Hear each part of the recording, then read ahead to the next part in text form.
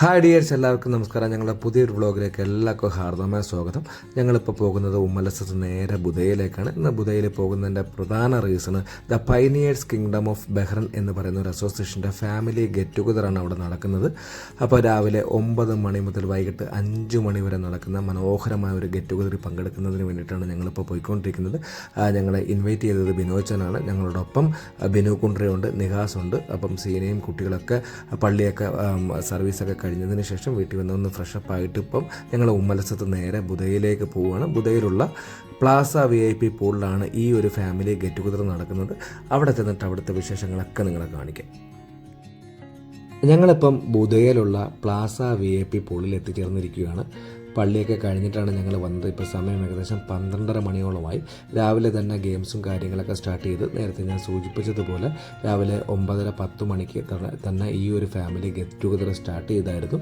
അപ്പം ഞങ്ങൾ ഒരുപാട് ലേറ്റായിട്ടാണ് വന്നത്. അപ്പോൾ ഞങ്ങൾ ചെല്ലുന്ന സമയത്ത് ഒഫീഷ്യൽ മീറ്റിങ്ങിനുള്ളൊരു സമയമായിരുന്നു. അപ്പോൾ ഒഫീഷ്യൽ മീറ്റിംഗ് തുടങ്ങാൻ പോകണം. അതിൻ്റെ ദൃശ്യങ്ങളൊക്കെ നിങ്ങളെ കാണിക്കാം. എല്ലാ സംഘടനകളിലും നേതൃഗുണമുള്ള അല്ലെങ്കിൽ നേതൃപാഠമുള്ള ചെറുപ്പക്കാരെ അല്ലെങ്കിൽ വ്യക്തികളെ വളർത്തിക്കൊണ്ടുവന്ന് അതിൻ്റെ നേതൃത്വം ഏൽപ്പിക്കുക, അതിനുശേഷം അത് നേരായ വഴിക്ക് നടക്കുന്നുണ്ടോ എന്നുള്ള രീതിയിൽ അതിനെ നിരീക്ഷിക്കുക, ആ സംഘടനയുടെ നേരായ പ്രവർത്തനത്തിൽ ഇടപെടുക, ആ ഒരു ഉദ്ദേശ ലക്ഷ്യത്തോടുകൂടിയാണ് ഈ പാനീഴ്സ് ആരംഭം കുറിച്ചത്. അതിനകത്ത് നിങ്ങൾക്ക് ശ്രദ്ധിച്ചാൽ അറിയാം, അതിനകത്തുള്ള എല്ലാവരും നേതൃപാഠമുള്ള ആൾക്കാരായിരുന്നു. ഇവിടെ നിൽക്കുന്ന ഈ വേദിയിൽ നിൽക്കുന്ന ആൾക്കാരുടെ ഉദാഹരണങ്ങളാണ്. ഇതിൻ്റെ എല്ലാം അതിൽ കേരളീയ സമാജവുമായിട്ട് ബന്ധപ്പെട്ടായാലും ഇന്ത്യൻ സ്കൂളുമായിട്ട് ബന്ധപ്പെട്ടായാലും ഇതിൻ്റെ നേതൃത്വത്തിലിരുന്ന എല്ലാവരും ഒരുവിധം 90% ഇരിക്കാനും അതുപോലെ തന്നെ ഇപ്പോഴും നമുക്ക് ആർക്കും ഒരു പേരുദോഷം അല്ലെങ്കിൽ സമൂഹത്തിന് ഒരു പേരുദോഷം ഉണ്ടാക്കാത്ത രീതിയിൽ അതിൻ്റെ ഭരണം നടത്തിക്കൊണ്ട് പോകുന്നതും ഉള്ള ആൾക്കാരാണ് അതിനകത്തുള്ള ആൾക്കാരെല്ലാം. ഏകദേശം അതിൻ്റെ ഒരു രൂപരേഖകളിൽ എത്ര പേർക്കറിയാം ഫെയിലിയറിനെ കുറിച്ച് എനിക്കറിയില്ല. എന്നാൽ തന്നെ ഇപ്പോൾ യുവതലമുറയ്ക്ക് അത്രയും തന്നെ അറിയത്തില്ല എന്നുള്ളതും അറിയാം. പക്ഷേ ഇതിലൊരു പറഞ്ഞതിൽ നിന്നും ഏകദേശം രൂപങ്ങളിൽ കിട്ടിക്കാണും എന്ന് ഞാൻ വിശ്വസിക്കുന്നു. ഈ ഒരു ഫാമിലി ഗെറ്റ് ടുഗദറിൻ്റെ പ്രധാന കൺവീനർ കൂടിയായ ബിനോച്ചാൻ്റെ നേതൃത്വത്തിൽ അല്ലെങ്കിൽ ബിനോച്ചാൻ്റെ സ്വാഗത പ്രസംഗത്തോടു കൂടി ഈ ഒരു ഒഫീഷ്യൽ മീറ്റിംഗ് ആരംഭിക്കുകയും ആ ഒരു ഒഫീഷ്യൽ മീറ്റിങ്ങിൽ പ്രവാസി ഭാരതി എക്സലൻസ് അവാർഡ് കരസ്ഥമാക്കിയ ശ്രീ പമ്പാവാസൻ നായർ സാറിനെ പൊന്നാട കൊടുത്ത് ആദരിക്കുകയും ചെയ്തു.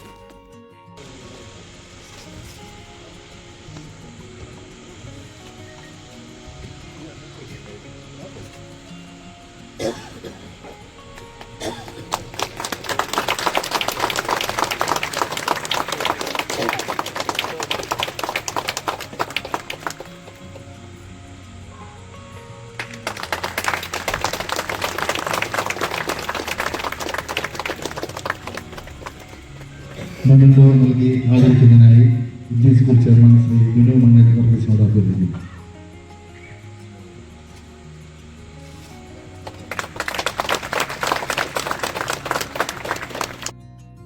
ജയകുമാർ അതുപോലെ സെക്രട്ടറി ശ്രീ മനോജ്, നമ്മളുടെ കൂടെ സന്നിഹിതരായിട്ടുള്ള നമുക്ക് ഏവർക്കും പ്രിയങ്കരനായ ശ്രീ പമ്പാവാസൻ നായർ, നമ്മുടെ പ്രിയപ്പെട്ട മനീസിൻ്റെ രംഗം കൂടിയായ ഇന്ത്യൻ സ്കൂൾ ചെയർമാൻ ശ്രീ ബിനുമണി, മുൻ ഭൂമികയെ സംഭാവന ചെയ്തിട്ടുള്ളത് എന്നൊക്കെ നമുക്ക് ഏകദേശം രൂപമായി കഴിഞ്ഞു.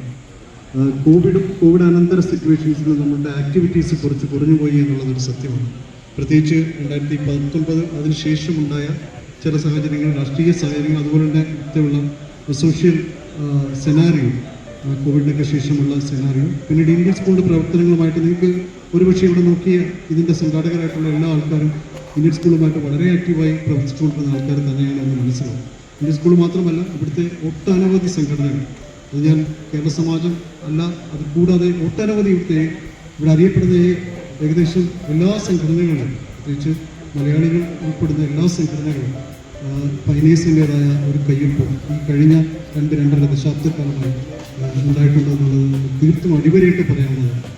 നേതൃത്വ നിലയിൽ വന്നിട്ടുള്ള എല്ലാ ആൾക്കാരും അല്ലെങ്കിൽ കലാകാരങ്ങൾ വന്നിട്ടുള്ള ഒട്ടനവധി ആൾക്കാർ പൈനീഴ്സിലൂടെ വളർന്നു, പൈനീഴ്സിലൂടെ നേതൃത്വം പരിശീലിച്ച് പൈനീഴ്സ് നേതൃത്വത്തിൽ ഭരണ പൊസിഷൻസിൽ എത്തിയിട്ടുള്ള ആൾക്കാരാണ്.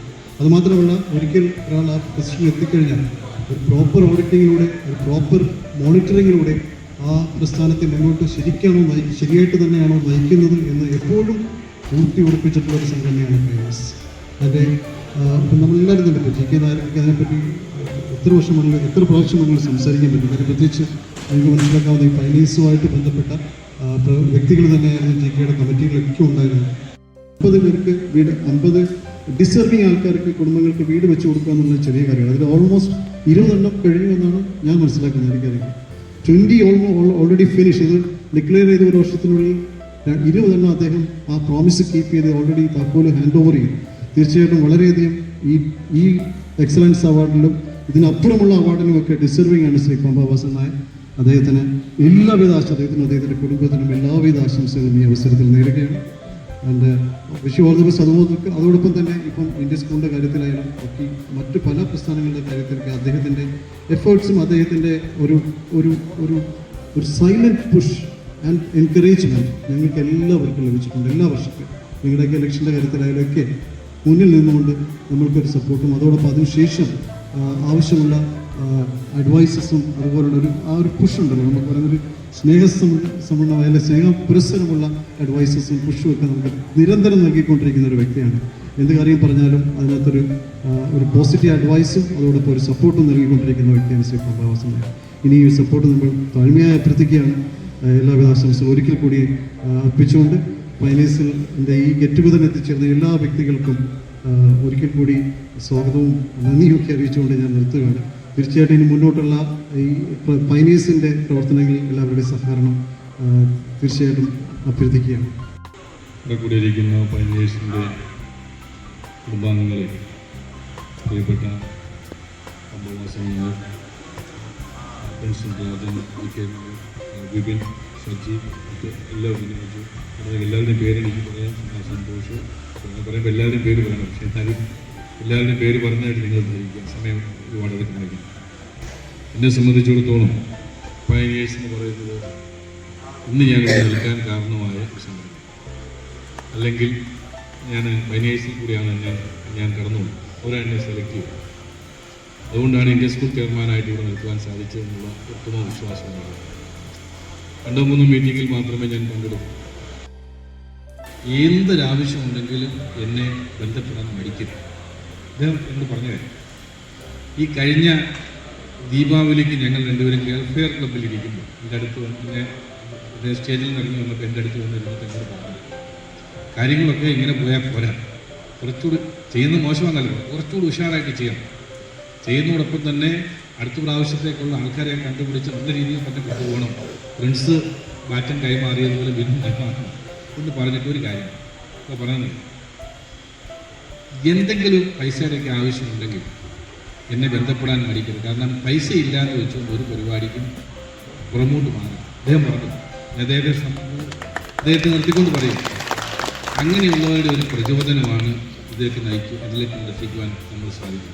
അപ്പോൾ പല കാര്യങ്ങൾ ഓരോന്ന് പറയുമ്പോൾ ഞാൻ അദ്ദേഹത്തോട് പല കാര്യങ്ങളും സംസാരിക്കാനുണ്ട്. ഇപ്പം സ്മാർട്ട് ക്ലാസ് റൂമിൻ്റെ പ്രൊജക്റ്റ് വന്നപ്പോഴും സോളാറിൻ്റെ വന്നപ്പോഴും ഇപ്പോൾ ബിൽഡിങ്ങിൻ്റെ കാര്യങ്ങൾ പറഞ്ഞപ്പോഴും ഒക്കെ അദ്ദേഹത്തിൻ്റെ അഡ്വൈസ് എടുത്തപ്പോൾ അദ്ദേഹം പറഞ്ഞത് വളരെ ഇച്ഛാശക്തിയോടെ പ്രവർത്തിക്കും. നടക്കുമോ നടക്കത്തില്ലെന്നുള്ളത് രണ്ടാമത്തെ കാര്യം. ആര് പ്രവർത്തിക്കുക, അത് ഈ ടീമിന് പറ്റും.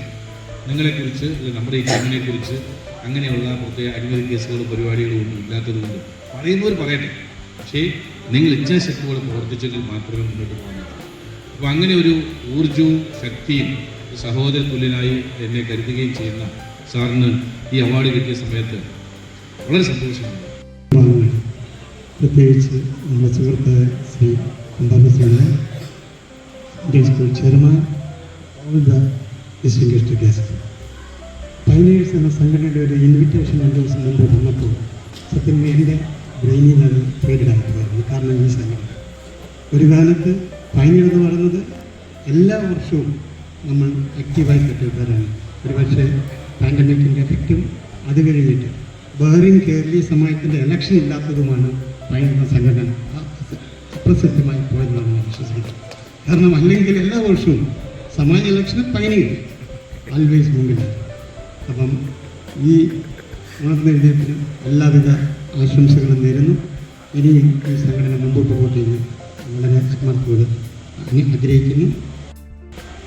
പ്രിയമുള്ളവരെ, സമാധാനത്തിലായ നേതാക്കൾ വേദിയിലും സദസ്സിലും ഞാനും ഒരു പയനിയറായിരുന്നു എന്ന കാര്യം ആരും മറക്കരുത്. അതിനുശേഷം ഒന്ന് ജ്വലിച്ചെറിയുവാനൊക്കെ പോയി, കുറച്ചൊക്കെ ജ്വലിച്ചു, ഇല്ലാന്നൊന്നും പറയാൻ പറ്റില്ല.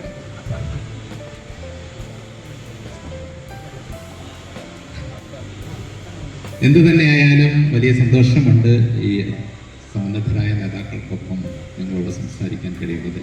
ആദ്യമേ തന്നെ ഇങ്ങനെയൊരു പരിപാടി അല്പം വൈകി എങ്കിലും സംഘടിപ്പിച്ച പൈനിയറിന്, അതിൻ്റെ സാരഥികൾക്ക് എല്ലാവിധ അഭിനന്ദനങ്ങളും ആശംസകളും അവസരത്തിൽ ഞാൻ നൽകുകയാണ്. വേദിയിലായിരിക്കുന്ന ബിനു വർഗീസ്, മുൻ ചെയർമാൻ പ്രിൻസ് സച്ചിയാമണി, അതുപോലെ പമ്പവാസൻ നായർ ഞാൻ എടുത്തു പറയേണ്ട ആവശ്യമില്ല, എല്ലാവർക്കും സുപരിചിതമാണ്. സാമൂഹ്യ ജീവകാരുണ്യ രംഗത്ത് തിളക്കച്ചാർത്തായി നിൽക്കുന്ന പമ്പവാസൻ നായരും ഈ പരിപാടിയിലെത്തിയതിൽ എനിക്ക് വലിയ സന്തോഷം. നായർ സാറ് സമാജത്തിൻ്റെ, ബഹ്റിൻ കേരളീയ സമാജത്തിൻ്റെ ബോർഡിൽ വളരെ വ്യക്തമായിട്ട് പേരെഴുതി വെച്ചിട്ടുണ്ട്. ആ സമാജം ആ നിലവിലെത്തിച്ച പ്രസിഡൻ്റായിരുന്നു. തീർച്ചയായിട്ടും വലിയ കാര്യമാത്ര പ്രസക്തമായ ഒരു മീറ്റിംഗ് തന്നെയാണ്. പക്ഷേ എനിക്ക് പറയുവാനുള്ളത്, പുതിയ പരിഷ്കരണങ്ങളൊക്കെ വരുമ്പോൾ സംഘടനകളുടെ അംഗങ്ങൾക്ക് വേണ്ടി school for school children and parents, registered associations for its members എന്നുള്ളത് നമ്മൾ ഓർത്തിരിക്കണം. ഞാനിപ്പോൾ സീറോ മലബാർ സൊസൈറ്റി, കേരള സമാജത്തിൽ, ഇന്ത്യൻ ക്ലബിൽ, KCAയിൽ ഇത്രയും രജിസ്ട്രേഡ് സംഘടനകളിൽ അംഗമാണ്. ആ രജിസ്ട്രേഡ് സംഘടനയിൽ ഞാനൊരു അംഗമാണെങ്കിൽ എൻ്റെ അവകാശങ്ങൾ ഹനിക്കപ്പെടരുത് എന്നെനിക്ക് വളരെ ശക്തമായ ഒരു അഭിപ്രായം. സീറോ മലബാർ സൊസൈറ്റിയിൽ, KCAയിൽ, ഏത് സംഘടനയായാലും രജിസ്ട്രേഡ് സംഘടനകളിൽ അംഗങ്ങളുടെ അവകാശങ്ങൾ ഹനിക്കപ്പെടരുത്. സഹോദരന്മാരെ, സാർ, മറ്റ് പ്രിയപ്പെട്ട നേതാക്കന്മാർ, ഒരു സംഘടന എന്ന് പറഞ്ഞാൽ അതിൻ്റെ പ്രാധാന്യം, ഒരു സംഘടനയുടെ ഉദ്ദേശം പ്രധാനമായും ഞാൻ വിശ്വസിക്കുന്നത് വിശ്വാസം, പരസ്പര സ്നേഹം, പരസ്പരം ബഹുമാനിക്കുക, പരസ്പരം അംഗീകരിക്കുക എന്നുള്ളതാണ്. എപ്പോഴെല്ലാം ഇതിന് വിഘാതം സംഭവിക്കുന്നു ആ സമയത്ത് ആ സംഘടന അതിൻ്റെ മറ്റൊരു തലത്തിലേക്ക് ഉയർത്തപ്പെടും എന്നുള്ളതാണ് ചരിത്രം നമ്മെ കാണിച്ചു തന്നിട്ടുള്ളത്. ഇന്ന് ഫാൻസ് അസോസിയേഷനുള്ള കാലഘട്ടം. പലപ്പോഴും സംഘടനയുടെ തലപ്പത്തിരിക്കുന്നവർ ഫാൻസിനെ സൃഷ്ടിച്ചുകൊണ്ട് സംഘടനയെ കൈപ്പിടിയിൽ ഒതുക്കി അതിലെ അംഗങ്ങളെ ശ്രീ ഫ്രാൻസിസ് സൂചിപ്പിച്ചതുപോലെ ഏകാധിപത്യപരമായ രീതിയിൽ ചൂഷണം ചെയ്യുന്ന ഒരു കാലഘട്ടത്തിലാണ് നാം ജീവിക്കുന്നത്. പ്രത്യേക അധ്യക്ഷനായിട്ട് നമ്മുടെ ഇന്ത്യൻ സ്കൂൾ ചെയർമാനെ അങ്ങ് സ്ഥാപിച്ചാൽ Indian school chairman Shri Pampavasan Nair, മറ്റ് വേദിയിൽ നിൽക്കുന്ന ഞാൻ ഓരോരുത്തരുടെ പേരുകൾ പറയുന്നില്ല, വേദിയിലും സദസ്സിലും ഇരിക്കുന്നതിലേക്ക് ഞാൻ ഇവിടെ പൈനിയേഴ്സിൻ്റെ ഈ വേദിയിൽ നിൽക്കുമ്പോൾ ഞാൻ ഒത്തിരി വർഷം പുറകോട്ട് ഞാൻ എൻ്റെ ഓർമ്മ പോവുകയാണ്. ബഹറിൻ്റെ ചരിത്രത്തിൽ സംഘടന എന്ന് പറയുന്ന രീതിയിൽ പൊതുസമൂഹത്തിൽ സാമൂഹിക പ്രവർത്തനം ചെയ്യുവാനായി രണ്ട് സംഘടനകളായിരുന്നു ഒരു കാലഘട്ടത്തിൽ കത്തിരുന്നത്. ഒന്ന് പൈനിയേഴ്സും സൂര്യയും. വാസ്തവത്തിൽ സമാജ വിലക്ഷൻ്റെ കാര്യം ആരാണ് പറഞ്ഞത്? സമാജ വിലക്ഷൻ ഇല്ലാതായതോടുകൂടിയാണ് ഈ സംഘടനകളൊക്കെ സത്യം പറഞ്ഞാൽ കെട്ടടങ്ങിപ്പോയത്. എഴുന്നേറ്റിൽ ഞാൻ എൻ്റെ ജയകുമാർ വിളിച്ചപ്പോൾ തന്നെ ഞാൻ പറഞ്ഞു, അതെനിക്കൊരു വളരെ വല്ലാത്ത ഒരു ഫീലിംഗ് ആയിരുന്നു. പൈനിയേഴ്സ് റീവാമ്പിംഗ് എന്ന് പറഞ്ഞപ്പോൾ അത്തരം സംഘടനകൾ ഉയർത്തെഴുന്നേൽക്കുകയും സമൂഹത്തിൻ്റെ ആവശ്യങ്ങൾ, ഇതിൻ്റെ അകത്തൊരു പൊളിറ്റിക്സ് അല്ല നമുക്ക് ഉദ്ദേശിക്കേണ്ടത്. ആദ്യം ഞാൻ പറയുന്നത് റീവാമ്പ് ചെയ്യുന്ന പൈനിയേഴ്സ് ആദ്യം അതിൻ്റെ സംഘടന നല്ലവണ്ണം എസ്റ്റാബ്ലിഷ് ചെയ്തതിന് ശേഷം സമൂഹത്തിൽ ഇടപെടേണ്ടിടത്ത് ഇടപെടണം എന്നുള്ള വിനീതമായ ഒരു അഭ്യർത്ഥനയാണ് എനിക്ക് മുമ്പോട്ട് വെക്കാനുള്ളത്. അതിന് എല്ലാവിധ സപ്പോർട്ടും ഞങ്ങളുടെയൊക്കെ ഭാഗത്തു നിന്നുണ്ടാവും. അതുപോലെ തന്നെ ഒറ്റ വാക്കുകൂടെ, ഇന്ന് ഇവിടെ നമ്മൾ വീണ്ടും ആദരിക്കുന്ന, നമ്മളുടെ ആദരവൊക്കെ വളരെ ചെറുതാവും എങ്കിലും അത് സൗമ്യനശത്തോടെ സ്വീകരിച്ച് ഇവിടെ കടന്നു വന്ന ശ്രീമാൻ പമ്പ വാസൻ നായർക്കുള്ള എല്ലാവിധ ആശംസകളും ഒരിക്കൽ കൂടെ അറിയിച്ചുകൊണ്ട് ഞാനൊരു വാക്കിൽ വിരമിക്കുന്നു. നിങ്ങൾക്ക് എൻ്റെ ഇനിയുള്ള നമസ്കാരം. വേദിയിലുള്ള പ്രിയ സുഹൃത്തുക്കളെ, സദസ്സിൽ ഭൂഷണരായിരിക്കുന്ന സഹോദരി സഹോദരന്മാരെ, സമയം ഇപ്പോൾ 1:45 കഴിയും. ഇനി സംസാരിക്കുന്നത് എത്രത്തോളം ഉചിതമാണെന്ന് എനിക്കറിയില്ല. പക്ഷെ എന്നിരുന്നു കഴിഞ്ഞാൽ എന്നെ ആദരിച്ചൊരു ചടങ്ങായതുകൊണ്ട് നിങ്ങളുടെ എല്ലാവരുടെയും സമ്മതത്തോടു കൂടി ഞാൻ കുറച്ച് വാക്കുകൾ പറയാൻ ആഗ്രഹിക്കുകയാണ്. കാരണം 1:45 ആകുമ്പോൾ ഈ സംഭാഷണം പ്രസംഗം കേട്ട് നിൽക്കാൻ ആർക്കും വലിയ താല്പര്യമൊന്നും ഉണ്ടായിരിക്കില്ല. മാത്രമല്ല അതിൽ കുറച്ച് രാഷ്ട്രീയം കൂടി കാണുന്ന പറയും വേണ്ട. പക്ഷെ രാഷ്ട്രീയം കലർത്തണം എന്നുള്ളതാണ് എൻ്റെ അഭിപ്രായം. അല്ലാതെ തൊട്ടും തൊടാതെയും പറയുമ്പോൾ മറ്റുള്ളവർ അത് നമ്മുടെ പറയുമ്പോൾ കൃത്യമായിട്ട് പറയാം. തൊട്ടും തൊടാതെയും പറയുമ്പോൾ മറ്റുള്ളവർ അത് നമ്മുടെ ബലഹീനതയായിട്ട് കണക്കാക്കും. അപ്പം അങ്ങനത്തെ ഒരു ബലഹീനതയൊന്നും ആവശ്യമില്ല. ഞാൻ ഒരിക്കലും ഒഴുക്കിൻ്റെ കൂടെ പോകാറില്ല. ഒഴുക്കിൻ്റെ കൂടെ പോകാന്ന് വെച്ച് കഴിഞ്ഞാൽ നമുക്ക് പലതും നേടിയെടുക്കാൻ പറ്റും, എളുപ്പത്തിൽ നേടിയെടുക്കാൻ പറ്റും. ഒഴുക്കിനെതിരെ ഇന്ന് ഇവിടെ എന്തായിട്ടുണ്ടെങ്കിലും ധൈര്യത്തോടു കൂടി തല ഉയർത്തി നിങ്ങളുടെ മുന്നിൽ നിന്ന് പറയാൻ കഴിയും, ഒഴുക്കിനെതിരെ ഞാൻ എന്നും നീന്തിയിട്ടുള്ളൂ എന്ന്. കാരണം ഒഴുക്കിനെതിരെ നീന്തിട്ട് വേറെ ഒന്നുമല്ല. അപ്പോൾ ഞാൻ 92-ൽ സൗദി അറേബ്യയിൽ എത്തുന്നതാണ്. അന്ന് സെയിൽസിലാണ് വരുന്നത്. 3500 റിയാലാണ് എൻ്റെ ശമ്പളം. പ്രത്യേകിച്ച് പ്രിപ്പയർ ചെയ്ത് വന്നൊരു സ്പീച്ചൊന്നുമല്ല, എനിക്ക് തോന്നിയത് സംസാരിക്കുകയാണ് ഇപ്പോൾ. അപ്പോൾ 3500 റിയാൽ അന്ന് വന്ന് 96 ആകുമ്പോൾ എൻ്റെ സാലറി 24,000 റിയാലാണ് സെയിൽസിൽ വന്നു. അപ്പോൾ നിങ്ങൾക്ക് ഊഹിക്കാം 96-ൽ ഇന്നിപ്പോൾ 24,000, 25,000, 30,000 റിയാൽ എന്നൊക്കെ പറഞ്ഞു കഴിഞ്ഞാൽ വലിയ ശമ്പളമൊന്നുമല്ല. അന്നത് വലിയ ശമ്പളമാണ്. ഞാൻ 96-ൽ ഡ്രൈവ് ചെയ്തിരുന്നത് ലാൻഡ് ക്രൂസറാണ്. അത് കഴിഞ്ഞ് എനിക്കൊരു ഫിനാൻഷ്യൽ ഫ്രീഡം കിട്ടിയപ്പോൾ, കാരണം ഞാൻ എൻ്റെ അച്ഛനും അമ്മയ്ക്കൊക്കെ ഞാൻ ഗൾഫിലെത്തിയതിൻ്റെ ശേഷം അവർ ജീവിക്കുന്ന ഒരു സോഷ്യൽ കോമ്പറ്റൻസ്, ഒരു ഫ്രീഡം ലൈഫ് ഉണ്ട്, ഒരു ഫിനാൻഷ്യൽ ഇൻഡിപെൻഡൻസ് ഉണ്ട്. അപ്പോൾ അത് നിലനിർത്തിക്കൊണ്ട് തന്നെ ഞാൻ 2 വർഷം ബിസിനസ്സിന് വേണ്ടി ശ്രമിക്കാമെന്ന് കരുതി 98-ൽ തുടങ്ങിയ പ്രസ്ഥാനമാണ്. അതുപോ സക്സസ് ആയില്ലെങ്കിൽ തിരിച്ചു പോകാം. അങ്ങനെ 98-ൽ ബിസിനസ് തുടങ്ങുമ്പോൾ ലാൻഡ് ക്രൂസറിൽ നിന്ന് നേരെ ഇറങ്ങുന്നത് ഹോണ്ട സിറ്റിയിലേക്കാണ്. പിന്നെ അവിടുന്ന് അങ്ങോട്ട് ഞാൻ ലാൻഡ് ക്രൂസറിൽ എത്തിയപ്പോഴേക്കും എനിക്ക് തോന്നുന്നു 2005 കഴിഞ്ഞു എന്നാണ് എൻ്റെ ധാരണ ആക്ച്വലി. അപ്പോൾ അവിടുന്ന് അങ്ങോട്ടുള്ള ഒരു പ്രവർത്തനമാണ്. അപ്പം ഞാൻ മനസ്സിലാക്കുന്നത് ഇന്നും ഈ വീട് വെച്ച് കൊടുക്കുക അല്ലെങ്കിൽ മറ്റുള്ളവർക്ക് കൊടുക്കുക എന്ന് പറയുമ്പോൾ എനിക്കതിലൊരു വിഷമമില്ല, മാത്രമല്ല സന്തോഷമേ ഉള്ളൂ. ഇന്നും പല കാര്യങ്ങൾ, ഇന്ന് രാവിലെ തന്നെ സമാജത്തിൽ തന്നെ പണ്ട് ഒരു അംഗമായിരുന്ന സലീം, അദ്ദേഹം എനിക്കൊരു അപേക്ഷ അയച്ചു തന്നു. അത് ഞാൻ ഉടനെ തന്നെ, കാരണം ഞങ്ങൾക്ക് ട്രസ്റ്റിൽ അവിടെ 5 പേരുണ്ട്. സുബിനൊക്കെ അറിയാം, ട്രസ്റ്റിൻ്റെ മാനേജർ, അദ്ദേഹത്തിനും അറിയാം, അദ്ദേഹത്തിൻ്റെയും കളിക്കായതെന്നാണ് എൻ്റെ വിശ്വാസം. ട്രസ്റ്റിൻ്റെ മാനേജറിന് ട്രസ്റ്റിൽ 5 ജോലിക്കാരുണ്ട് ആക്ച്വലി. വളരെ സുതാര്യമായി ഇവാലുവേറ്റ് ചെയ്ത് അത് ഇനി പിന്നെ BJP ആണോ കോൺഗ്രസ് ആണോ CPM ആണോ എന്നോ അതിലൊരു എന്താ പറയുക, അതിലൊരു വിവേചനമില്ല. കംപ്ലീറ്റ് ഒരു സംഭവം കിട്ടിക്കഴിഞ്ഞാൽ അതിനൊരു evaluation procedure and study guide lines ഉണ്ടാക്കിയിട്ടുണ്ട്. നമ്മുടെ ആളുകൾ പോയി ഗൈഡ് ലൈൻസോട് കൂടി അത് ഇവാലുവേറ്റ് ചെയ്തിട്ടാണ് നമ്മൾ തീരുമാനം എടുക്കുന്നത്. അപ്പോൾ അദ്ദേഹത്തിനോട് ഞാൻ ഇത് പറഞ്ഞു കഴിഞ്ഞു, എൻ്റെ സൈഡിൽ നിന്ന് ഒരു 50% ഇതാണ്. പക്ഷെ നിങ്ങൾ അയച്ചു തരുന്ന കാര്യങ്ങളെല്ലാം ഞാൻ ഫോർവേഡ് ചെയ്തിട്ടുണ്ട്. അതെല്ലാം നോക്കി ഒരാഴ്ചയുള്ളിൽ തീരുമാനമെടുക്കുമെന്ന്. അപ്പം ഞാൻ പറഞ്ഞു വരുന്നതല്ല, ഈ പൈസ കൊടുക്കുമ്പോൾ നമുക്കൊരു വിഷമമില്ലാത്ത എന്താണെന്ന് വെച്ച് കഴിഞ്ഞാൽ ഞാൻ ആദ്യം തീരുമാനിച്ചു കഴിഞ്ഞു, എൻ്റെ വരുമാനത്തിൻ്റെ ഒരു 10% അല്ലെങ്കിൽ ഒരു 15% ഓണർ ഞാനല്ല. അത് എന്തോ ഒരു ബ്ലെസ്സിങ്സ് കൊണ്ട് സംഭവിച്ചു പോകുന്നതാണ്. അതിന് ഉടമസ്ഥരായവർ വേറെ ഉണ്ട്. അപ്പോൾ അവർക്ക് വേണ്ടി പ്രവർത്തിക്കുമ്പോൾ, അപ്പോൾ അവർക്ക് വേണ്ടി കൊടുക്കുമ്പോൾ നമുക്ക് വിഷമം തോന്നില്ല. കാരണം എന്താ പറയുക, നമ്മുടെ പൈസയല്ലല്ലോ. ആദ്യം തന്നെ നിങ്ങൾ ആ രീതിയിൽ നിങ്ങളുടെ ജീവിതത്തെ ഓഡിറ്റ് ചെയ്ത് വെച്ച് കഴിഞ്ഞപ്പോൾ നിങ്ങൾക്ക് ശമ്പളം, അതിന് വലിയ വരുമാനമൊന്നും വേണ്ട കേട്ടോ. നിങ്ങൾക്ക് 500 ദിനാറാണ് ശമ്പളം എന്ന് വിചാരിച്ചോളൂ. അതിൽ നിങ്ങളൊരു 15 ദിനാർ നിങ്ങൾ മാറ്റി വെച്ചെന്ന് കൂട്ടിക്കോളൂ. അതുകൊണ്ട് നിങ്ങൾക്ക് ഒരു കുറച്ചുണ്ടാവില്ല.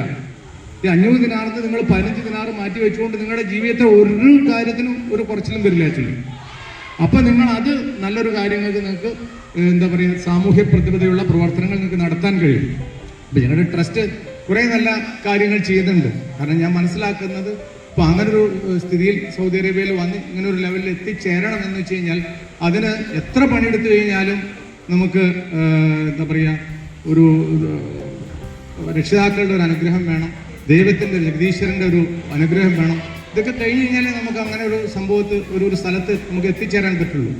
അപ്പോൾ അതുകൊണ്ട് കൂടുതൽ നല്ല പ്രവൃത്തികൾ എല്ലാവരും ചെയ്യണം. അതേപോലെ തന്നെ ഇപ്പോൾ തൊട്ടും തൊടാതെയും നിങ്ങൾ രാഷ്ട്രീയം പറഞ്ഞുകൊണ്ട് ഞാൻ പറയുകയാണ്, ഇപ്പോൾ സമൂഹത്തിൽ എന്ത് കണ്ടു കഴിഞ്ഞാലും, അതായത് അധാർമികത അല്ലെങ്കിൽ ഏകാധിപത്യം, ഇത് എന്ത് കണ്ടു കഴിഞ്ഞാലും അതൊന്ന് പേടിച്ചോടുന്നവരാണ് നിങ്ങളെങ്കിൽ എനിക്ക് പറയാൻ കഴിയും, നിങ്ങൾക്ക് യുദ്ധത്തിന്റെ തന്ത്രവും അറിയില്ല, ഭീതി അറിയില്ല, ശാസ്ത്രവും അറിയില്ല. കാരണം ഏകാധിപത്യം എന്ന് പറഞ്ഞു കഴിഞ്ഞാൽ അത് നിങ്ങൾ ഒളിച്ചോടേണ്ടവരല്ല. അങ്ങനെയുള്ള കാര്യങ്ങൾ നിങ്ങൾ നിങ്ങളുടെ കാര്യം പറയണം. ഇപ്പൊ ഇവിടെ പല ആൾക്കാരും പറഞ്ഞു തോൽവിയും ജയവും എന്താ പറയാ അതൊരു വിഷയമല്ല, പ്രതിപക്ഷത്തെങ്കിലും ഇരിക്കണം. പ്രതിപക്ഷത്തൊന്നുമല്ല. ഈ മത്സരങ്ങൾ ഇപ്പൊ നിങ്ങൾ നോക്കിയാൽ മനസ്സിലാവും. ഇപ്പം ഈ മത്സരങ്ങൾ നിങ്ങൾ നോക്കിയാൽ മനസ്സിലാവും. ഇപ്പോൾ പൈനിയർ അംഗങ്ങളാവട്ടെ, വേറെ ഏതെങ്കിലും അംഗങ്ങളാവട്ടെ, സാധാരണ ആളുകളാവട്ടെ, നിങ്ങൾക്ക് നോക്കിയാൽ മനസ്സിലാവും. നമ്മളെ ഈ പുരാണങ്ങൾ പഠിപ്പിക്കുന്നത് എന്തിനാ? നിങ്ങൾ വിചാരിക്കുന്നുണ്ടോ വെറും ഭക്തിക്ക് വേണ്ടിയിട്ടായി പുരാണങ്ങൾ പഠിപ്പിക്കണമെന്ന്? അങ്ങനെ ആരെങ്കിലും തെറ്റിദ്ധരിക്കുന്നുണ്ടോ? ഭക്തി അതിൻ്റെ ഒരു ഭാഗമാണ്. ഭക്തിയിലൂടെയാണ് നമ്മളെ നേരെ നയിക്കാൻ പറ്റൂ എന്നുള്ളതുകൊണ്ടാണ് ഭക്തി എന്ന് പറയുന്ന ഒരു മീഡിയം അതിനു വേണ്ടി സെലക്ട് ചെയ്തിരിക്കുന്നത്. പക്ഷെ അതല്ല അതിൻ്റെ മാർഗം. നമ്മളെ ഇത് പഠിപ്പിക്കുന്നത് നമ്മൾ ആത്മവിശ്വാസം വളർത്താൻ, നമ്മളെ നല്ല മനുഷ്യരാക്കാൻ, ഈ സമൂഹത്തിൻ്റെ ആയാലും എവിടെ സംഭവിക്കുന്ന കാര്യങ്ങളാച്ചാലും അതിൻ്റെ സത്യാസത്യങ്ങളും ധർമാധർമ്മങ്ങളും നമ്മളെ മനസ്സിലാക്കാൻ വേണ്ടിയിട്ടാണ്. അത് മനസ്സിലാക്കാൻ നമുക്ക് കഴിയില്ല എങ്കിൽ ഇപ്പോൾ ഒരു കാര്യം എനിക്ക് മനസ്സിലാവും. നിങ്ങൾ നിവൃത്തികേട് കൊണ്ട് ഏതെങ്കിലും ഭാഗത്തിന്റെ ഏതെങ്കിലും സൈഡിൽ നിൽക്കുകയാണെന്ന് വെച്ച് കഴിഞ്ഞാൽ ഒരു പരിധി വരെ എനിക്ക് മനസ്സിലാവും. കാരണം മഹാഭാരതത്തിലെ കർണൻ പോലും നിവൃത്തികേട് കൊണ്ട് നിന്നിട്ടുണ്ട്. കാരണം ഒരു പ്രോമിസ് കൊടുത്തതിന് ശേഷം നിൽക്കേണ്ടി വന്നിട്ടുണ്ട് അദ്ദേഹത്തിന്. അദ്ദേഹം ധർമ്മത്തിന്റെ എന്താ പറയുക രക്ഷകൻ എന്നറിയപ്പെടുന്ന ആളാണ്. എന്നിട്ട് പോലും അദ്ദേഹം നിന്നിട്ടുണ്ട് ആക്ച്വലി. പക്ഷെ അല്ലാതെ നിൽക്കുന്നവർ മനസ്സിലാക്കേണ്ട ഒരു കാര്യമുണ്ട്. മറ്റുള്ളവർക്ക് അർഹതപ്പെട്ടതാണ് നിങ്ങൾ തട്ടിയെടുക്കുന്നത്. മറ്റുള്ളവർ അർഹതപ്പെട്ടവർ നിങ്ങൾ തട്ടിയെടുക്കുമ്പോൾ എന്ത് സംഭവിക്കുന്ന അറിയോ? നിങ്ങളുടെ കൊച്ചുങ്ങൾക്ക് വരാൻ പോകുന്ന ഭാഗ്യം, ശ്രേയസ്, പുരോഗതി ഇതെല്ലാം വേറൊരു തട്ടിയെടുക്കും. ആ സമയത്ത് നിങ്ങൾക്ക് വയസ്സായിരിക്കും, നിങ്ങൾക്ക് ഒന്നും ചെയ്യാൻ പറ്റില്ല. അപ്പൊ നിങ്ങൾ നല്ല രീതിയിൽ പ്രവർത്തിക്കുക എന്നുള്ളതാണ് ഒരു ലോങ് ടൈം ഒരു ജീവിത ദർശനം എന്നുള്ള രീതിയിൽ എനിക്ക് എല്ലാവരോടും പറയാനുള്ളത്. കാരണം തെറ്റുകുറ്റങ്ങളും പറ്റാത്ത ഒരാളും ഇല്ല. നമ്മളെല്ലാവരും ആപേക്ഷികമാണ്. കാരണം ഇപ്പോൾ ഇദ്ദേഹത്തിന് വിചാരിക്കുന്ന ശരി എനിക്ക് ചിലപ്പോൾ തെറ്റായിരിക്കും, ഞാൻ വിചാരിക്കുന്ന തെറ്റ് ഇദ്ദേഹത്തിന് ശരിയായിരിക്കും. ആപേക്ഷികങ്ങളാണ് ഇതെല്ലാം. പക്ഷെ തുടർന്ന് നമ്മുടെ പ്രവർത്തനങ്ങളിൽ നമുക്ക് ശരിയാണെന്ന് തോന്നുന്ന കാര്യങ്ങൾ ഉറച്ചു നിന്ന് കഴിഞ്ഞാൽ ചില സമയത്ത് നമുക്ക് കിട്ടാവുന്ന ചില കാര്യങ്ങൾ ചിലപ്പോൾ നമുക്ക് നഷ്ടപ്പെട്ടേക്കാം, പോട്ടെ. പക്ഷെ നിങ്ങൾക്ക് നിശ്ചയദാർഢ്യമുണ്ടെങ്കിൽ നിങ്ങൾ ഈ സൊസൈറ്റിയിൽ അല്ലെങ്കിൽ നിങ്ങൾ ഈ സമൂഹത്തിൽ നിങ്ങൾ നിങ്ങളുടെ കുടുംബത്തിൽ, പോട്ടെ സൊസൈറ്റിയും സമൂഹവും കുടുംബത്തിൽ നിങ്ങൾ ആദ്യം റെക്കഗ്നൈസ് ആവൂ. സ്വന്തം കുടുംബത്തിൽ എത്ര പേർക്ക് കുടുംബത്തിൽ ഒരു 25 അംഗങ്ങൾ ഉണ്ടെങ്കിൽ അതിലൊരു 15 അംഗങ്ങളെങ്കിലും റെക്കഗ്നൈസ് ചെയ്യുന്ന എത്ര പേരുണ്ടാവും അവരോടൊന്ന് ചോദിച്ചാൽ മതി. അപ്പൊ നിങ്ങൾ കുടുംബത്തിൽ ആദ്യം റെക്കഗ്നൈസ് ആവണം, അത് കഴിഞ്ഞ് സമൂഹത്തിൽ റെക്കഗ്നൈസ് ആവണം. അത് കഴിഞ്ഞിട്ട് മതി ഈ അധികാര കൊതി മൂത്ത ആർത്തി മൂത്ത നമ്മുടെ ഓരോരുത്തരുടെയും പ്രവർത്തനം. ഞാൻ എന്നെ കൂടി വിമർശിച്ചുകൊണ്ടാണ് ഈ പറയുന്നത്. ഏതൊരു വ്യക്തിയാണെന്ന് വെച്ചാലും അത് കഴിഞ്ഞിട്ടായിരിക്കും അങ്ങനെയുള്ള കാര്യങ്ങളിൽ പ്രവർത്തിക്കേണ്ടത്. ഇനി ഈ വൈകിയ നേരത്ത് കൂടുതൽ സംസാരിച്ചു കഴിഞ്ഞാൽ ജനങ്ങൾക്ക് ഒട്ടും ഇഷ്ടപ്പെടില്ല, അത് ഉചിതവുമായിരിക്കില്ല എന്ന് വിശ്വസിച്ചുകൊണ്ട് എന്നെ ആദരിച്ച, മാത്രമല്ല എന്നെ ആദരിക്കുന്ന ഒരു പരിപാടിയും ഉണ്ടായിരുന്നില്ല. ഞാനൊരു കാര്യം പറയാം, റിപ്പീറ്റ്. എന്നെ ആദരിച്ചുകൊണ്ട് കാര്യം പറയുന്ന ഒരാളൊന്നല്ല ഞാൻ. നിങ്ങൾ അങ്ങനെയാണ് നിങ്ങൾ എന്നെ ആദരിപ്പിച്ച് സൂചിപ്പിക്കാനാണ് ഉദ്ദേശിക്കണമെങ്കിൽ അതിനൊന്നും വീഴുന്ന ആളല്ല ഞാൻ. കാരണം ഞാൻ എൻ്റെ കാര്യം ഈ ആദരവ് ഒരു വിഷയമല്ല. അങ്ങനെയാണെന്ന് സുഖിപ്പിച്ച എത്രയോ ആദരവ് നമ്മൾ മേടിച്ചു കഴിഞ്ഞു ആക്ച്വലി. അപ്പൊ നമ്മൾ നമ്മുടെ കാര്യം ക്ലിയർ ആയിട്ട് പറയും. അപ്പോൾ അത് ഒരു വിഷയമുള്ള കേസല്ല. എന്നിരുന്നു കഴിഞ്ഞാലും നിങ്ങൾ എന്നെ ആദരിച്ചതിന് ഉള്ള സന്തോഷവും നന്ദിയും തരണത്തിൽ ഞാൻ നിങ്ങളോട് രേഖപ്പെടുത്താണ്. മാത്രമല്ല നമ്മുടെ GKG കുറേ വർഷത്തിന് ശേഷമാണ് ഞങ്ങൾ ഒരുമിച്ചൊരു സദസ്സിൽ നിൽക്കുന്നത്. അതിലുള്ള സന്തോഷം എനിക്കുണ്ട്. പിന്നെ ബിനു പറഞ്ഞത് വളരെ കാര്യമാണ്. കാരണം എന്ന് വെച്ച് കഴിഞ്ഞാൽ നമ്മൾ നല്ല കാര്യങ്ങൾ ചെയ്യണ സമയത്ത് പലപ്പോഴും നമുക്കെതിര് വരും. അപ്പോൾ എതിര് വരുന്ന സമയത്ത് അത് എത്ര നമ്മൾ ശക്തി ഉണ്ടെന്ന് പറഞ്ഞാലും നമ്മളത് ക്ഷീണിക്കും. കാരണം എന്ന് വെച്ച് കഴിഞ്ഞാൽ ഈ നെഗറ്റീവ് ശക്തികൾക്ക് ഈ പ്രൊപ്പഗണ്ട അല്ലെങ്കിൽ എന്താ പറയുക ഒരു നെറ്റ്വർക്ക് കൂടുതലാണ്. അപ്പോൾ ആ സമയത്ത് നമ്മളെ കൊണ്ട് കഴിയുന്ന കാര്യങ്ങളെന്ന് വെച്ച് കഴിഞ്ഞാൽ ഇങ്ങനെയുള്ള ധൈര്യം കൊടുക്കുക, നമ്മൾ കൂടെ ഉണ്ടെന്ന് പറയുക, എന്നൊക്കെ പറ്റുക. ഞാനൊരു ബിസിനസ്സുകാരനാണ്, എനിക്ക് ഒരു ഫുൾ ടൈം രാഷ്ട്രീയം പറ്റില്ല. കാരണം എന്ന് വെച്ച് കഴിഞ്ഞാൽ താല്പര്യമില്ല, പറ്റൂല. കാരണം എന്ന് വെച്ച് കഴിഞ്ഞാൽ മനസ്സിലാക്കേണ്ടത് 600ഓളം പേര് സൗദി അറേബ്യയിൽ വർക്ക് ചെയ്യുന്നുണ്ട്, 300ഓളം പേര് ബഹ്റിനിൽ വർക്ക് ചെയ്യുന്നുണ്ട്. ഇത് വിട്ടുകൊണ്ട് എനിക്ക് പോയി കഴിഞ്ഞാൽ പിന്നെ എൻ്റെ ആളുകൾക്ക് ശമ്പളം കൊടുക്കാനുള്ള ബുദ്ധിമുട്ട് വരും ആക്ച്വലി. മാത്രമല്ല എൻ്റെ പല പദ്ധതികളും പ്രൊജക്റ്റുകളും നടന്നുകൊണ്ടിരിക്കുകയാണ്. അപ്പം അങ്ങനെയുള്ളൊരു സമയത്ത് ഇങ്ങനെയുള്ള കാര്യങ്ങൾ പിന്നാലെ പോകാൻ നമുക്ക് പറ്റില്ല. നമുക്ക് ആകെ പറ്റുന്നത് ഇതിനുവേണ്ടി പ്രവർത്തിക്കുന്ന, ഇതിനുവേണ്ടി സമയം കണ്ടെത്തുന്ന അദ്ദേഹം വർക്ക് ചെയ്യണം. അപ്പോൾ സമയം കണ്ടെത്തണം. ഇപ്പോൾ 9 വർഷം അവിടെ ഇരുന്നു എന്ന് പറഞ്ഞു കഴിഞ്ഞാൽ 9 വർഷം അവിടെ ഇരിക്കുമ്പോഴും ഇപ്പോൾ ബിനു ആയാലും നിർത്തിക്കൊണ്ട് പറയില്ല, പ്രിൻസ് ആണെന്ന് വെച്ച് കഴിഞ്ഞാൽ ഇവരോടൊക്കെ കാര്യം വരുമ്പോൾ കാര്യം പറയുന്ന ഒരു വ്യക്തി തന്നെയാണ്. ഞാൻ കണ്ടിരിക്കുന്നത് ഇന്ത്യൻ സ്കൂളിലെ ചെയർമാനാന്ന് പറഞ്ഞിട്ട് ഒരിക്കലും ഒരു ഫ്രണ്ട് സീറ്റിന് വേണ്ടിയിട്ട് ഈ രണ്ടുപേരും പോകുന്നത് ഞാൻ കണ്ടിട്ടില്ല. നമ്മുടെ ഇന്ത്യൻ സ്കൂളിന്റെ ആദ്യത്തെ തെരഞ്ഞെടുപ്പ് 2014 നടക്കുമ്പോഴും അതിനുശേഷം നടന്ന കേരള സമാജം തെരഞ്ഞെടുപ്പിലും അന്ന് ആ തെരഞ്ഞെടുപ്പിലേക്ക് ഭാഗമായി പ്രവർത്തിച്ചൊരു വ്യക്തി എന്ന നിലയ്ക്ക് അന്ന് ശ്രീ പമ്പവാസൻ സാറ് നമ്മളെ വളരെ വളരെ ഒരുപക്ഷെ ഏറ്റവും ശക്തമായി നമ്മളെ സപ്പോർട്ട് ചെയ്ത, നമുക്ക് വേണ്ടി പ്രവർത്തിച്ചാണ്. അന്ന് നമ്മൾ അദ്ദേഹത്തെ ആദരിച്ചിട്ടൊന്നുമില്ല. ഇപ്പൊ നമ്മൾ ആദരിക്കണമെന്ന് തോന്നിയ കാരണം ഇദ്ദേഹത്തിന് ഇന്നലെ അവാർഡ് കിട്ടുന്നത് ഇന്നലെയാണ് നമ്മൾ ന്യൂസ് കണ്ടത്. അപ്പോൾ ആ സമയത്തെടുത്തൊരു തീരുമാനമാണ്. എന്താണെന്ന് വെച്ചാൽ അധാർമികക്കെതിരെ നിലനിൽക്കുന്നവരെ ഞാൻ സംസാരിക്കുമ്പോൾ അദ്ദേഹത്തെ ഒരിക്കലും പ്രശംസിച്ച് സംസാരിച്ചില്ല. ഞാനങ്ങനെ പൊതുവെ അങ്ങനെ ചെയ്യാറില്ല. ഞാൻ എന്തിനു വേണ്ടി സംസാരിക്കുന്നു അല്ലെങ്കിൽ എന്താണോ ഒരു ഫംഗ്ഷനിൽ പങ്കെടുക്കുന്നത് ആ ഫംഗ്ഷന്റെ ഉദ്ദേശത്തെക്കുറിച്ച് മാത്രമേ ഞാൻ സംസാരിക്കുന്നുള്ളൂ. അദ്ദേഹത്തെ കുറിച്ചൊന്നും സംസാരിക്കാനുള്ളത്. അതിന്റെ കാരണം അദ്ദേഹത്തെ സംബന്ധിച്ച് നമുക്ക് എല്ലാവർക്കും പറയാം, തുറന്ന പുസ്തകമാണ്, നമ്മളെല്ലാം കാണുന്നതാണ്. അദ്ദേഹം എന്തൊക്കെ ഈ സമൂഹത്തിന് വേണ്ടി ചെയ്യുന്നു, ഈ സമൂഹത്തിന്റെ ഏതൊക്കെ പ്രവൃത്തിയിൽ അദ്ദേഹം പങ്കാളികളാകുന്നു, അധാർമികതയ്ക്കെതിരായിട്ടുള്ള ഏത് നിലപാടിലും ധീരമായി മുന്നോട്ട് നിൽക്കുന്ന ഒരു വ്യക്തിയാണ്. അത് പ്രത്യേകിച്ച് ഞാൻ പറഞ്ഞോ മറ്റൊരാൾ പറഞ്ഞോ അല്ലെങ്കിൽ നമ്മളൊരു ബഹുമാനപത്രം കൊടുത്തോ ബോധ്യപ്പെടുത്തേണ്ടതല്ല. വൈകി എങ്കിലും ഔപചാരികമായ ഒരു നന്ദി പ്രകടനത്തിനാണ്. ഈ മനോഹരമായ ഫാമിലി ഗെറ്റ് ടുഗദറിൻ്റെ ഒഫീഷ്യൽ മീറ്റിംഗ് അവസാനിച്ചപ്പോൾ തന്നെ സമയം ഏകദേശം 1:45-2 മണിയോളമായിരുന്നു. അത് കഴിഞ്ഞ് ആൾക്കാർക്കെല്ലാം വന്നവർക്കെല്ലാം ഭക്ഷണം അവിടെ ഏർപ്പാട് ചെയ്തിട്ടുണ്ടായിരുന്നു. ഭക്ഷണമൊക്കെ കഴിച്ചതിന് ശേഷം വീണ്ടും ആക്ടിവിറ്റീസൊക്കെ സ്റ്റാർട്ട് ചെയ്തു. അപ്പോൾ ഒരുപാട് കുട്ടികൾക്ക് കളിക്കാനുള്ള ആക്ടിവിറ്റീസും ഗെയിംസും കാര്യങ്ങളൊക്കെ അവർ ഓർഗനൈസ് ചെയ്തിട്ടുണ്ടായിരുന്നു. അതിനൊക്കെ സമ്മാനങ്ങളും കാര്യങ്ങളൊക്കെ ഉണ്ടായിരുന്നു. അപ്പോൾ എന്തായാലും the pioneers the kingdom of Bahrain എന്ന് പറയുന്ന ഈ അസോസിയേഷൻ്റെ ഒരു ഫാമിലി ഗെറ്റ് ടുഗദറാണ് അവിടെ നടന്നുകൊണ്ടിരിക്കുന്നത്. മനോഹരമായ ഒരു ഗെറ്റ് ടുഗദറാണ്. രാവിലെ 9:30-10 മണി മുതൽ തുടങ്ങിയ ഈ ഒരു ഗെറ്റ് ടുഗദർ അവസാനിച്ചപ്പോൾ സമയം ഏകദേശം 5 മണിയോളമായി. എല്ലാവരും അടിച്ചു പൊളിച്ചു, എല്ലാവരും ഹാപ്പി ആയിരുന്നു. എല്ലാവർക്കും ഒരുമിച്ച് കാണുവാനും സന്തോഷിക്കുവാനും പരിചയപ്പെടുവാനും ഒക്കെ ഉള്ളൊരു അവസരം തന്നെയായിരുന്നു. ഈ ഒരു pioneers of kingdom of Bahrain എന്ന് പറയുന്ന ഒരു അസോസിയേഷൻ ബഹ്റിൽ അറിയപ്പെടുന്ന വളരെ പഴക്കം ചെന്ന ഒരു അസോസിയേഷനാണ്. ഇവിടുത്തെ പല സംഘടനകളുടെയും അല്ലെങ്കിൽ അസോസിയേഷൻ്റെയൊക്കെ തലപ്പത്തിരിക്കുന്ന ആൾക്കാരൊക്കെ ഈ പൈനിയേഴ്സിലൂടെ കടന്നു വന്ന ആൾക്കാരായിരുന്നു. അതൊക്കെ നമുക്ക് അവിടെ പ്രസംഗിക്കുന്ന സമയത്ത് അല്ലെങ്കിൽ ഒഫീഷ്യൽ മീറ്റിങ്ങിൻ്റെ ഇടയിൽ പ്രസംഗിച്ച സമയത്തൊക്കെയാണ് മനസ്സിലാക്കാൻ സാധിച്ചത്. എന്തായാലും ഈ ഒരു ഫാമിലി ഗെറ്റ് ടുഗദറിൽ ഒരുപാട് സംഘടനകളുടെ റെപ്രസെൻറ്റേറ്റീവ് ഒക്കെ പങ്കെടുത്തിട്ടുണ്ടായിരുന്നു. എന്തായാലും മനോഹരമായ ഒരു ഫാമിലി ഗെറ്റ് ടുഗദറായിരുന്നു. അപ്പോൾ ഈ ഒരു വീഡിയോ നിങ്ങൾക്ക് എല്ലാവർക്കും ഇഷ്ടപ്പെട്ട് കാണുമെന്ന് വിചാരിക്കുന്നു. ഇഷ്ടപ്പെട്ടിട്ടുണ്ടെങ്കിൽ തീർച്ചയായിട്ടും നിങ്ങൾ ലൈക്ക് ചെയ്യുക, ഷെയർ ചെയ്യുക. ചാനൽ ഇതുവരെ സബ്സ്ക്രൈബ് ചെയ്യാത്ത എല്ലാവരും ചാനൽ സബ്സ്ക്രൈബ് ചെയ്യുക. വീണ്ടും മനോഹരമായ ഒരു വീഡിയോ നിങ്ങളുടെ മുന്നിലേക്ക് വീണ്ടും വരുന്നതായിരിക്കും. അതുവരെ ഗുഡ് ബൈ.